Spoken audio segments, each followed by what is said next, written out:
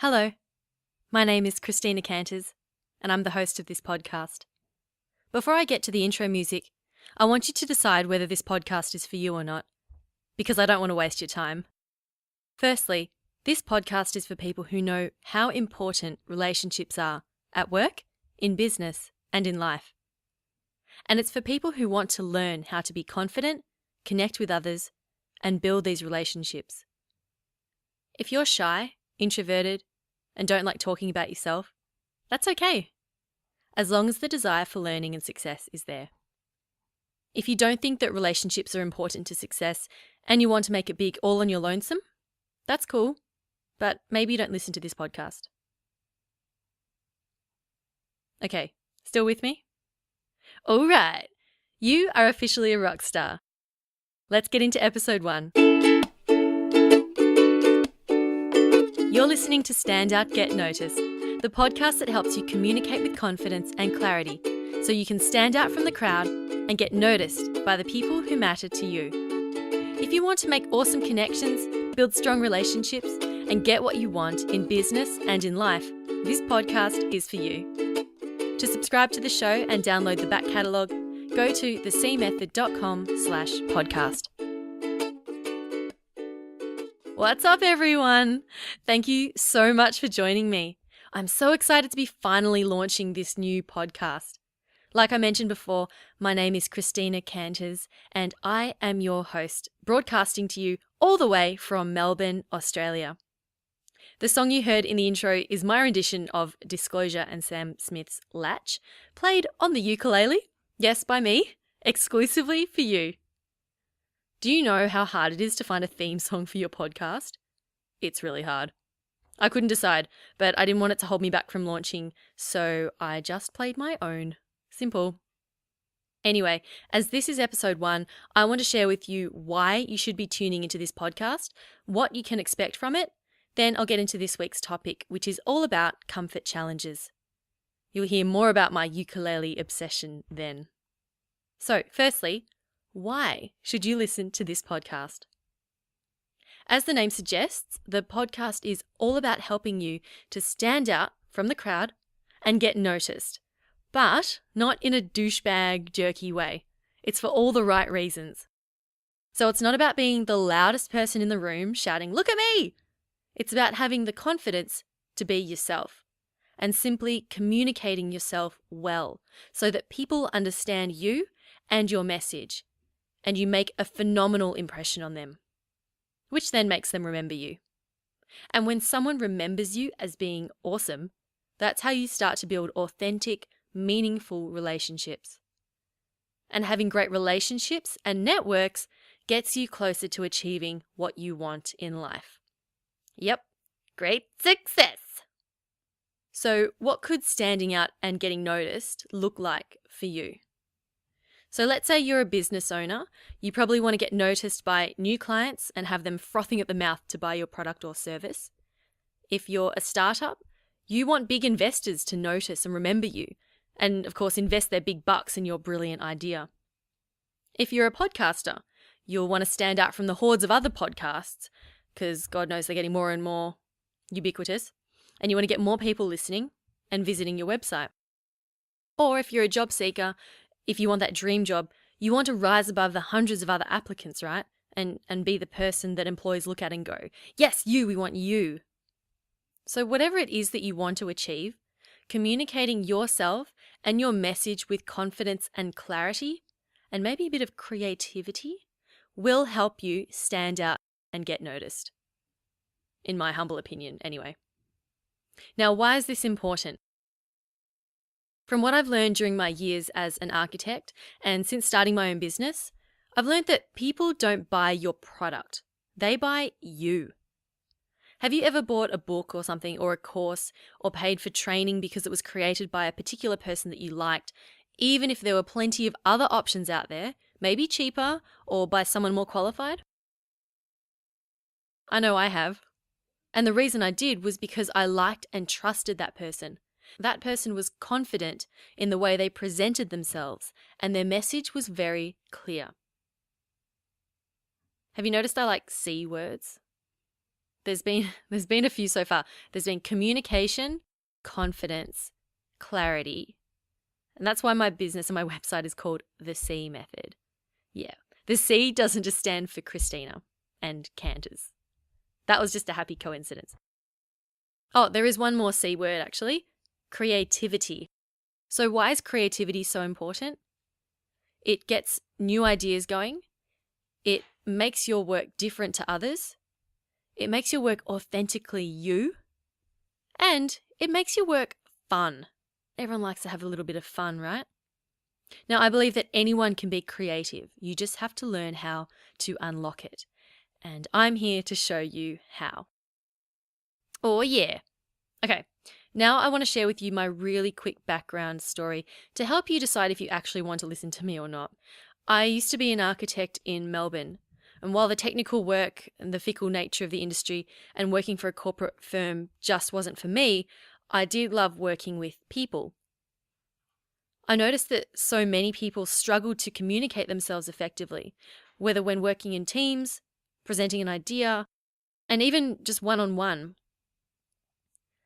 I had done courses on communication, and I actually found it fascinating how the way you communicate your message can make all the difference when you want to be successful in your career. So I started helping architecture students and graduates through my first podcast. And throughout 2014, I did more speaking gigs and coaching, and I discovered more about my strengths and how I could help people. One example of this is through creative outreach. I never realized how valued creativity is until I had massive positive reactions to the videos I was making asking people to be guests on my podcast. I made one for Pat Flynn from Smart Passive Income. I made one for Andrew Warner of Mixergy.com. And tons of people in the podcast community were like, "You're so creative. I love that video you made." And by the way, both of those guys said yes to my podcast interview, even though they weren't doing any interviews at the time, which is proof that this creative approach really works. And you can see those videos on my YouTube channel actually. Anyway, moving on. I started my business, The C Method, in late 2014, and what I do now is I help people tell their story with confidence and clarity. So this includes things from interpersonal skills like public speaking, explaining to others what you do, performing well in job interviews, to communicating yourself online through your web copy, your LinkedIn profile, and so on. After an exciting year of travel in 2014, I now live in Melbourne, Australia, and in my spare time I like to write for my personal blog, train at CrossFit, and play the kazoo. Oh, you don't know what a kazoo is? It's a small tin instrument invented in the early 1900s for people who wanted to annoy their neighbours. It sounds like this.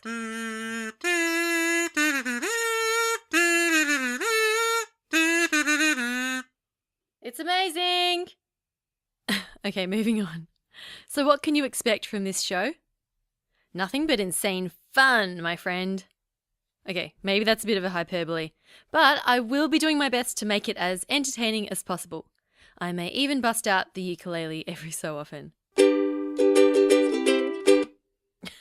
But seriously, it's a weekly podcast and I'll try my best to keep each episode to 30 minutes or less. I personally don't like really long podcasts and I want to create a show that I would want to listen to. And I'm really picky with the shows I listen to. So you're not going to get any bullshit, no mucking around, talking about nothing for 10 minutes, just straight into the content. Sound good? Awesome. Of course, there is a little bit of mucking around on this episode, I know, but hey, it's episode 1. Okay.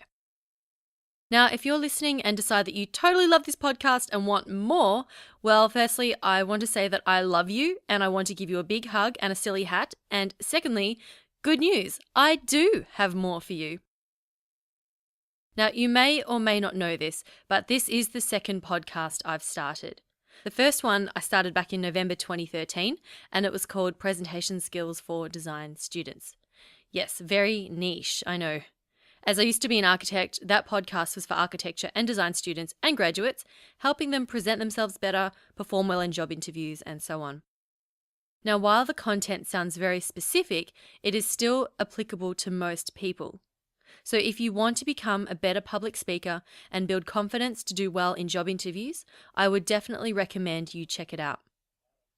As I mentioned in the intro, you can find all those old episodes at thecmethod.com/podcast. I have a list of all those episodes there with links to the show notes as well.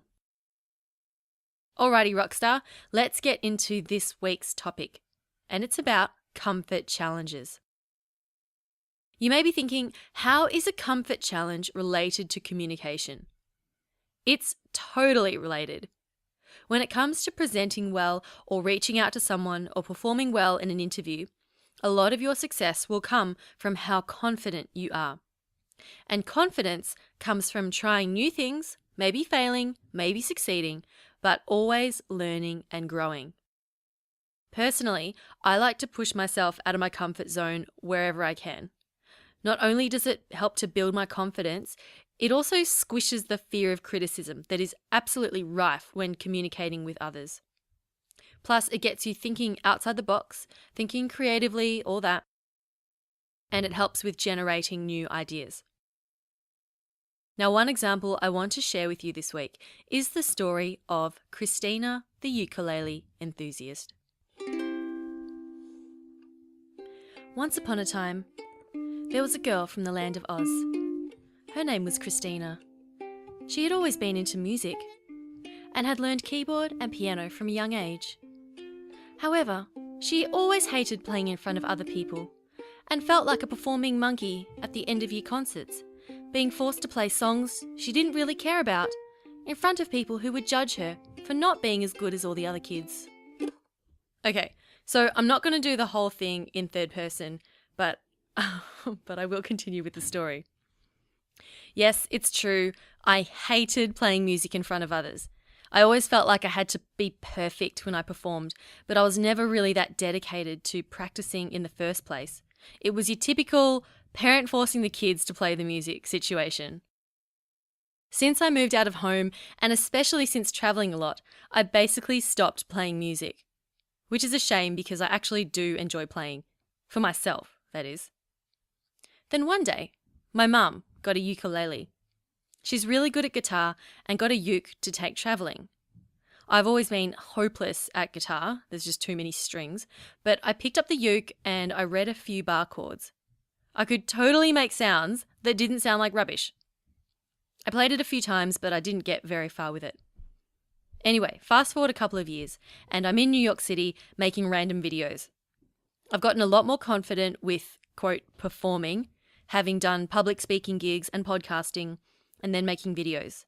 But I've still never actually played an instrument on camera. And then I went to Thailand.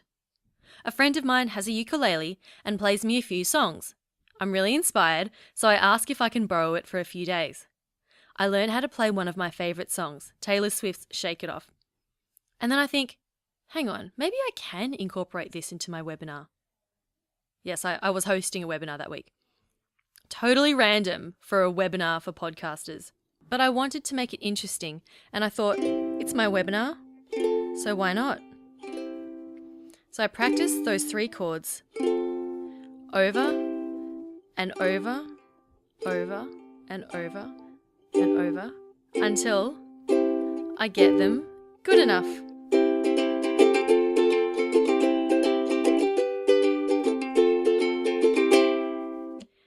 In the webinar, I make my internet singing debut. I'm not perfect, of course, but I have a giggle at myself as I tell my attendees why they should You gotta shake there as well, yeah. Shake off any negative comments they receive. Slowly, I'm learning to care less about what others think. Next, I'm back in Australia and I start jamming on my mum's uke. I have a friend, Jared Easley, who I really want to interview on my podcast, but I want to invite him through a song. I take the song Take It Easy by the Eagles and switch up the words, asking Jared to be a guest on my show.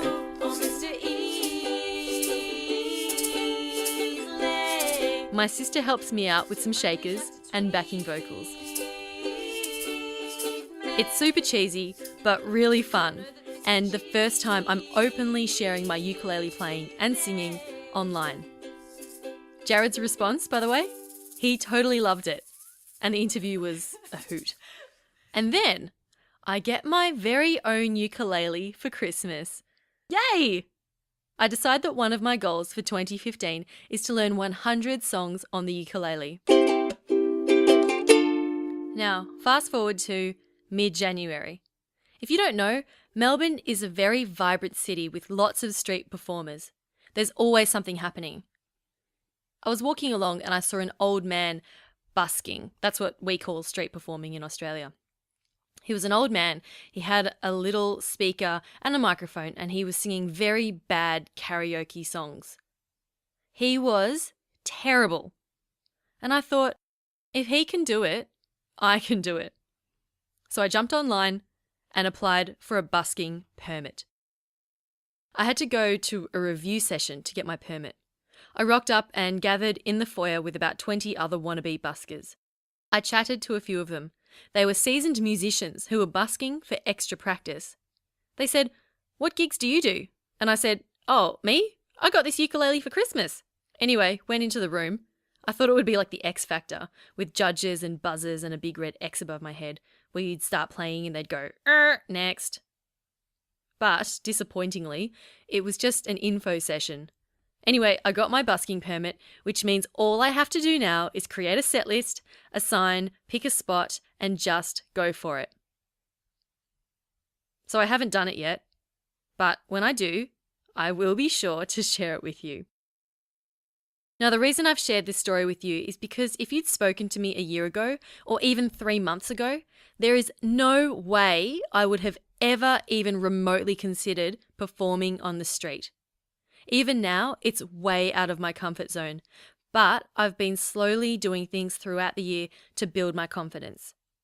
Now, if I hadn't been making videos and putting myself out there, I definitely would not be okay with busking.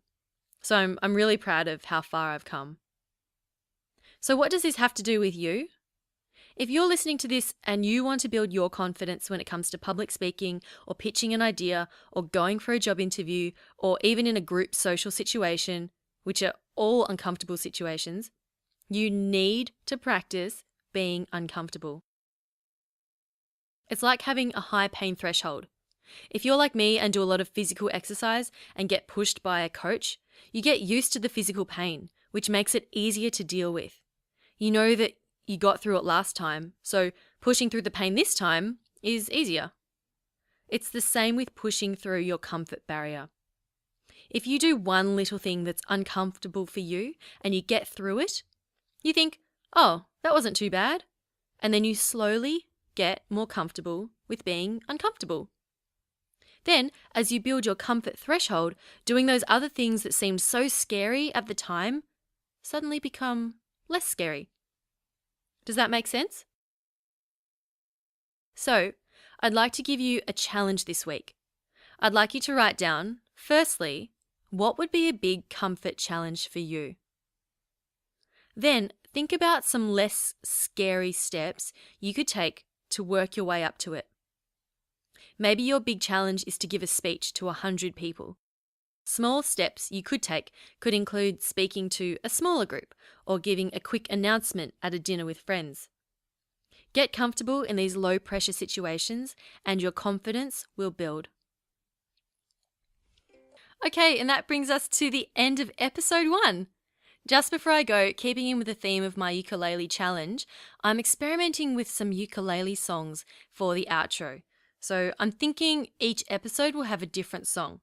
Let's see if I can play and talk at the same time. All right, let's give this a go. These are the chords to Five's Keep On Moving, which I love. What do you think? Now, hopefully with each episode, my playing will improve and you can listen, you can hear how I'm improving. So thanks so much for tuning in. Again, if you want to download the back catalogue of podcasts, go to thecmethod.com/podcast. My name is Christina Canters, and this has been Stand Out, Get Noticed, brought to you by The C Method. Take care, and I'll see you next time.